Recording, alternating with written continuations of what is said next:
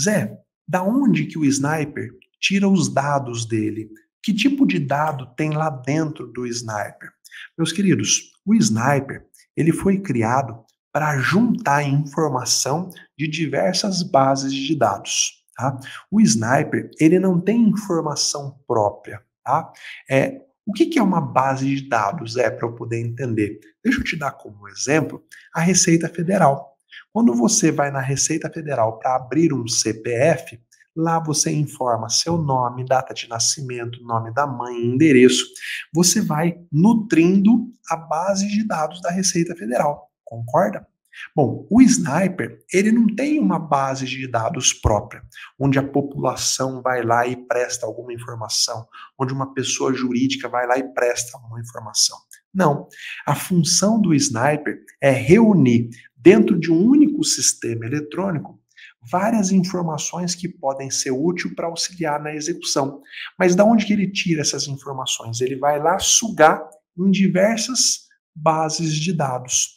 Na prática, então, o usuário ele digita o CPF ou o CNPJ de uma pessoa e o sniper ele busca todas as informações que possam existir em todas as bases de dados que hoje ele está plugado. E aí ele apresenta um resultado para o juiz. Eu gosto de dizer que o sniper ele é como uma sanguessuga. Imagina um núcleo dessa sanguessuga e vários tentáculos espalhados para várias bases de dados. Então, aqui dentro dessa sanguessuga, o juiz bate o CPF, ela vai lá com o tentáculo na base de dados da Receita Federal, puxa tudo que tem relacionado à pessoa e traz para cá. Aí ela vai lá no TSE, que é uma base onde ela está plugada, busca todas as informações e traz para cá. E ela vai em diversas bases e traz essa informação para o juiz. Tá? No futuro, meus queridos, toda a informação que uma pessoa der a um órgão público ou mesmo a um órgão privado tenderá a aparecer no Sniper, na medida em que o CNJ for realizando convênio para compartilhar esses dados, tá bom? Aqui há um detalhe muito importante, tá? O Sniper, ele vai na base de dados e traz a informação.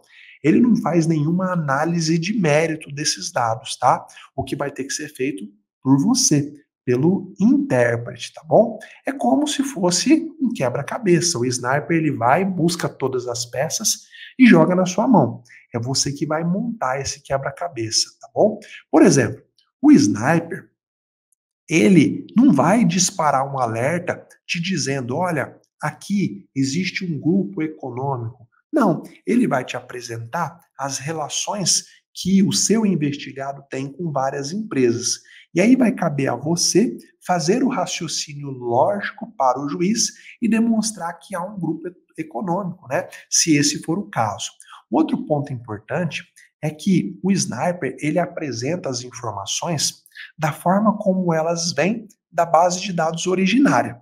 Vai caber sempre ao intérprete checar, né, na base originária, se for o caso. Deixa eu te dar um exemplo aqui do que eu estou falando. Uma das bases de dados que o Sniper está plugado é a base de dados do Tribunal Superior Eleitoral. Toda pessoa que é candidata a um cargo público precisa informar ao TSE a sua relação de bens.